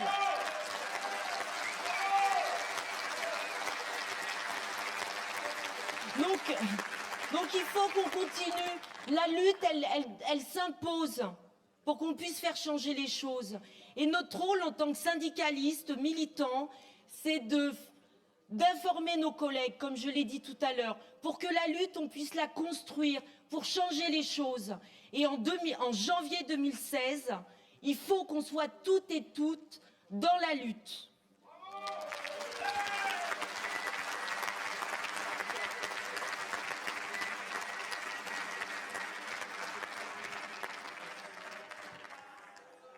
Alors, Anne-Marie, donc au micro 4, et se prépare Jean-Charles, donc de Rhône-Alpes. Je suis désolée, j'arrive pas à lire ton nom. Au micro 4 également. Et ça sera donc notre dernière intervention. Anne-Marie Laspoujas, donc Conseil régional d'Île-de-France. Ce qui est difficile parfois, c'est d'arriver à se fonder une opinion parmi tout ce qui se dit, c'est-à-dire parfois un peu tout et son contraire. À la fois, on nous dépeint parfois une situation dramatique, on nous dit que ce serait une crise sans précédent, ce que je ne crois pas, parce que malheureusement des précédents, il y en a eu. Tout à l'heure, une camarade parlait de groupuscules d'extrême droite, quand dans 15 jours, on ne sait pas combien de régions l'extrême droite va prendre. Je ne pense pas qu'on puisse parler de groupuscules aujourd'hui. Je crois qu'on a besoin d'une analyse politique sérieuse pour savoir ce qu'on peut mettre sérieusement en face. Et ça manque. C'est-à-dire qu'on peut toujours effectivement se réchauffer le cœur à se dire que dès janvier, on est tous dans la lutte. Pour autant, aujourd'hui, avec les camarades, les salariés, il y a des questions qui se posent qui sont du quotidien. Et puis des questions sur l'unité syndicale où nous sommes tous les jours sollicités pour nous dire « Oui, mais quand est-ce que vous allez enfin faire quelque chose ensemble ?» Je crois que ces questions de fond sur « Est-ce qu'on est seul à la CGT à avoir raison, tout seul contre tous ?» ou est-ce qu'on se dit « On doit travailler avec les autres, parfois sur des plus petits dénominateurs communs pour aller vers un objectif de changer la société ?» Mais faire signer des pétitions aujourd'hui, comme ça nous est proposé, nous le faisons tous les jours. Est-ce qu'on peut se dire que de faire changer des pétitions, ça a déjà changé le monde ? C'est un outil pour aller au débat, mais ça ne peut pas être quelque chose qui nous mène à changer la société. Donc nous avons besoin à la CGT, de définir sérieusement l'analyse politique de la situation. Est-ce qu'elle est grave? Est-ce qu'elle est inédite? Est-ce que ce sont des groupuscules fachos? Ou est-ce que l'extrême droite aujourd'hui a pignon sur rue? Est-ce que le racisme qui va faire voter dans 15 jours aux élections régionales ne va pas être important parmi les électeurs et les électeurs ouvriers? Est-ce que c'est cette situation-là dans laquelle nous sommes? Parce que si oui, ça nous demande de travailler très sérieusement sur comment convaincre, comment reconstruire quelque chose. La lutte des classes aujourd'hui, elle est gagnée, mais par le capitalisme, pas par nous. Ça ne veut pas dire que nous n'allons pas la regagner, Mais aujourd'hui, on a perdu ce combat-là qu'il nous faut reconduire. Et si on ne se dit pas ça, et si on part sur des incantations, tous à la lutte, tous à la grève, le 2, le 3, le 4, eh bien nous allons poursuivre à être très peu nombreux dans les rues, mais tout seuls.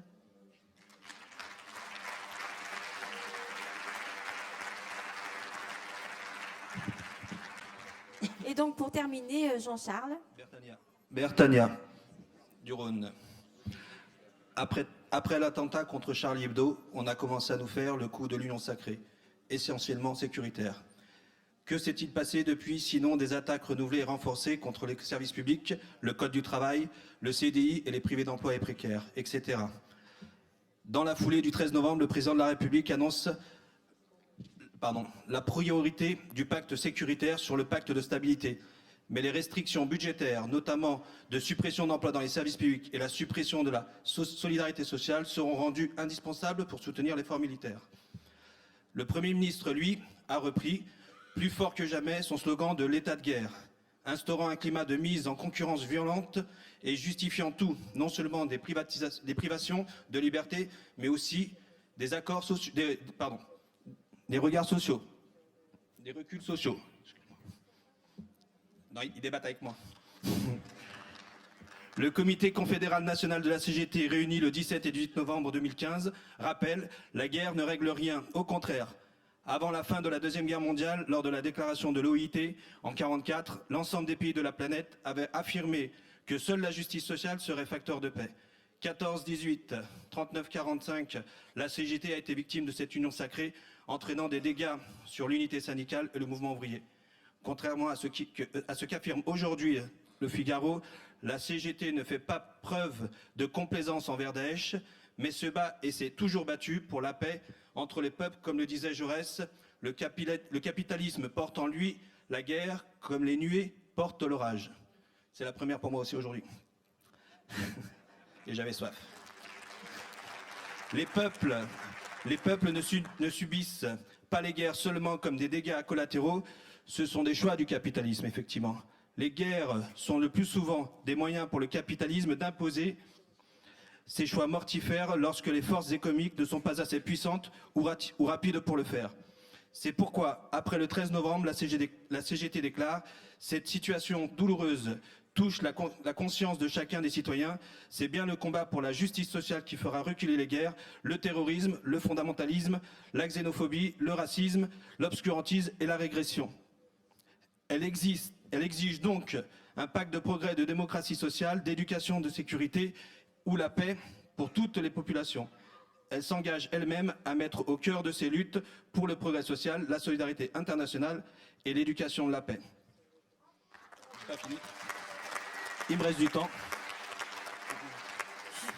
Donc la question de... Ouais, bien sûr. La question de la paix doit redevenir pour nos militants un enjeu important, si ce n'est prioritaire. C'est ce qui nous manque hélas. Et j'ai bientôt fini. Il me restait une page, mais je ne la ferai pas. Je veux bien la donner en tout cas pour le travail que vous avez... Comment? J'ai pas entendu. C'est pas grave. Alors, eh ben on prendra le temps de le dire alors, si on n'est pas jeune. Ok, une citation. Alors, je la retrouve si tout le monde se tait. Ups. Tu aurais pas dû. Non, je plaisante. Mandela disait « Nous savons pertinemment que notre liberté est incomplète sans la liberté de tous les peuples. » Aujourd'hui, la CGT doit rappeler effectivement qu'on doit être au cœur du combat pour la paix dans le monde et être dans les actes, certes écrits, mais aussi maintenant dans la rue de nouveau, comme il y a 20 ou 30 ans. Tous ensemble. Merci.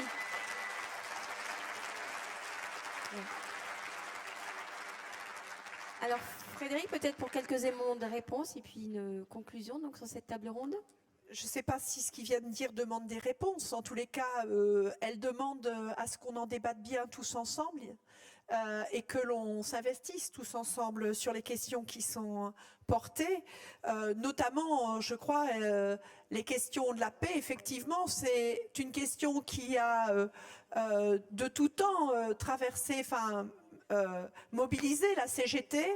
Et peut-être avons-nous un peu trop lâché la garde sur cette question depuis quelque temps. Et moi, je salue la décision du dernier CCN de réactiver un collectif sur les questions de la paix et du désarmement. Parce qu'à mon sens, l'un ne va pas sans l'autre. Et il nous est important d'avoir en tête que la paix, c'est pas simplement une situation, c'est pas un État, ça se construit au jour le jour, et ça se construit effectivement par notre action revendicative pour une justice sociale, mais ça se construit aussi dans les solidarités internationales, pour que d'autres relations se mettent en place sur cette terre entre les peuples.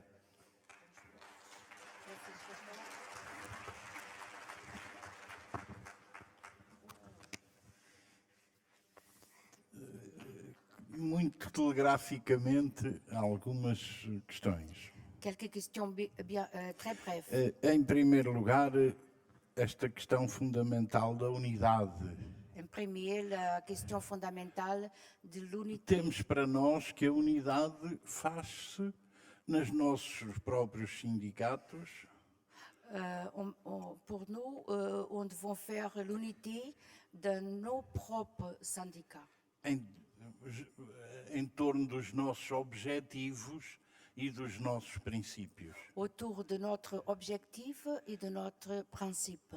A unidade com os outros faz-se em torno de objetivos factuais, ocasionais, concretos. L'unité avec les autres, ça se fait avec des objectifs occasionnels et concrets. E para além da unidade, é possível fazer convergências com outras organizações e às vezes é útil aos nossos objetivos. Et à part de l'unité, on peut aussi, quelquefois, il est nécessaire de faire des convergences avec les autres, aussi pour la défense de nos intérêts. A luta de massas é fundamental. La lutte de masse, c'est fondamental. Mas ela não pode existir só por si. Mais elle n'existe pas tout seul. Em cada momento, os trabalhadores, as populações têm que saber por que é essa luta. Quais são os objetivos dessa luta? À chaque moment, les peuples, les travailleurs doivent savoir pourquoi on lutte, quels sont les objectifs de cette lutte. Em Portugal, tínhamos e temos uma jornada de luta convocada para sábado, 28. Au Portugal, nous avons convoqué une journée de lutte pour le prochain samedi 28. O objetivo era exigir a nomeação do governo. L'objectif était, avant, c'était que le président de la République formait le gouvernement. Neste momento, a jornada de luta mantém-se, mas os objetivos foram redefinidos. Ou seja, a execução das políticas dos compromissos que foram realizados na Assembleia da República. À ce moment-là, on a décidé de maintenir cette journée de lutte, mais les objectifs, maintenant, ils sont déjà autres parce qu'on a le gouvernement, il va exister déjà. Alors, il faut maintenant défendre ce que les partis de gauche ont approuvé au Parlement. Camarada falou que nos locais de trabalho, às vezes, há alguma resignação. No nosso país também a encontramos. Un camarade a parlé de que quelquefois il a une certaine résignation au lieu de travail. Ça arrive aussi chez nous. Só a combatemos demonstrando que não deixou de haver dinheiro. O dinheiro corre para outros rios. On combat la résignation en disant, enseignant que il y a... C'est pas vrai qu'il n'a pas d'argent. L'argent existe, mais il va dans une autre côté. Demonstrar a cada momento que, por exemplo, há menos empregos, mas a recolha de impostos sobre o trabalho aumentou. Alors, on sait très bien qu'il y a moins d'emplois, mais les impôts, ils sont augmentés, on a augmenté. As despesas do Estado com o trabalho diminuíram. On a baissé les dépenses de l'État avec le travail. Mas as despesas com as PP, com as empresas de contratação de serviços, com as empresas privatizadas, na saúde e na educação aumentaram. Mais on a augmenté les dépenses avec les entreprises privées, avec les hôpitaux privés, les écoles privées, tout ça. E, portanto, o problema é inverter as políticas. Como dizia o camarada, redistribuir aquilo que temos de uma forma diferente. La question, c'est de changer ça, mettre l'argent où il doit être. E mesmo para terminar, os camaradas colocaram a questão da solidariedade em África e eu só queria transmitir o seguinte. Por nós, creio que será uma outra forma de convergência com a CGT, o trabalho que possa contribuir para a formação sindical e o fortalecimento dos sindicatos em África. Por nós, tivemos na Constituição do Sindicato da Administração Pública em Moçambique, fomos nós que garantimos a realização do seu congresso e iremos trabalhar, e trabalhamos para o segundo, e portanto estamos disponíveis para fazer um esforço. Alors, une camarade a parlé de la solidarité avec l'Afrique. Ça, c'est pour nous aussi une question très importante. Et c'est aussi un sujet sur lequel nous pouvons travailler ensemble avec la CGT, car ça nous touche aussi beaucoup. Et je peux vous dire que nous avons déjà beaucoup travaillé avec quelques syndicats en Afrique et nous avons par exemple aidé dans la formation du syndicat des travailleurs de l'administration publique à Mozambique. On a aidé pour sa formation, pour la réalisation de son premier et deuxième congrès. Alors on est prêt pour continuer et pour continuer avec vous cette solidarité avec l'Afrique.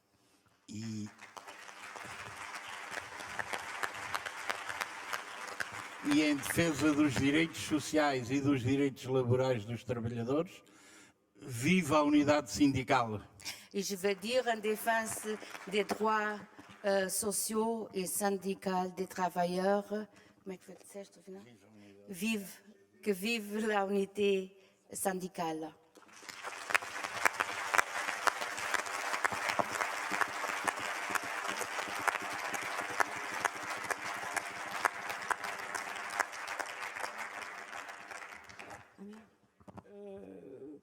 Oui, alors dans les interventions, effectivement, Francisco est revenu dessus. C'est Pierre, je crois, qui pointait la résignation qui s'exprime localement, on le sait bien. Et puis je rebondis sur celle d'Anne-Marie, qui disait qu'on était contradictoire. Probablement, mais est-ce que c'est pas la situation à laquelle on est confronté, le capitalisme qui, dans ses ressorts et dans ses mécanismes, s'appuie sur un certain nombre de contradictions. Donc oui, dans nos réponses, on peut paraître et être peut-être dans une certaine forme de contradiction, mais ça nous renvoie bien au lien de travailler en commun l'analyse, parce que c'est à partir d'une analyse commune et partagée qu'on va pouvoir définir ensemble des stratégies de lutte, de réponse. Donc je pense que les questions, enfin, on est ramené à ça. L'unité, c'est pas l'unité pour l'unité, ou c'est se rassembler pour être plus fort et pour inverser cette logique-là. Et toujours sur l'intervention d'Anne-Marie, c'est on n'a pas perdu, enfin, la lutte des classes, j'allais dire, c'est un élément permanent. On n'a pas perdu la guerre, enfin, soyons, ou alors sinon, les camarades, effectivement, on pourrait être très pessimiste. Je dirais plutôt qu'on peut perdre une bataille, mais on n'a pas perdu la guerre, et les batailles qui s'ouvrent devant nous, elles nous laissent des perspectives de reconquérir des avancées sur les avancées du capitalisme. Et voilà, je crois que c'est plutôt dans ces termes-là qu'on a à poser les enjeux. Et une des premières questions, c'est venu dans des débats de ce matin aussi, tracts, pétitions, etc. Moi, je dirais, peu importe la forme du moment, et c'est une camarade qui disait ça ce matin, oui, peu importe, du moment qu'avec une pétition, on se serve de ce support pour aller discuter, échanger, donner des arguments de réflexion autres que ceux que les salariés et les gens entendent quotidiennement, ben, je crois que c'est la première des batailles qu'il nous faut mener, parce que c'est à partir de celle-là, quand on aura convaincu et pas rester tout seul à être convaincu qu'il y a d'autres réponses possibles, qu'on emmènera et qu'on développera cette lutte qu'il faut massifier et intensifier.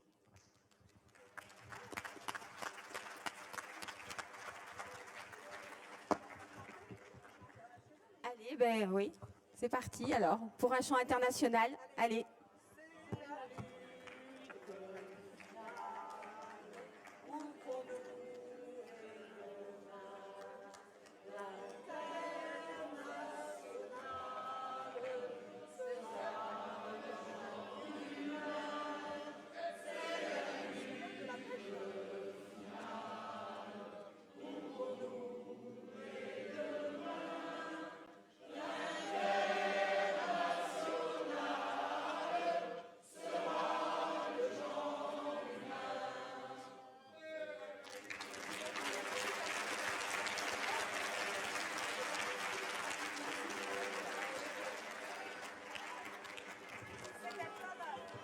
Alors, s'il vous plaît,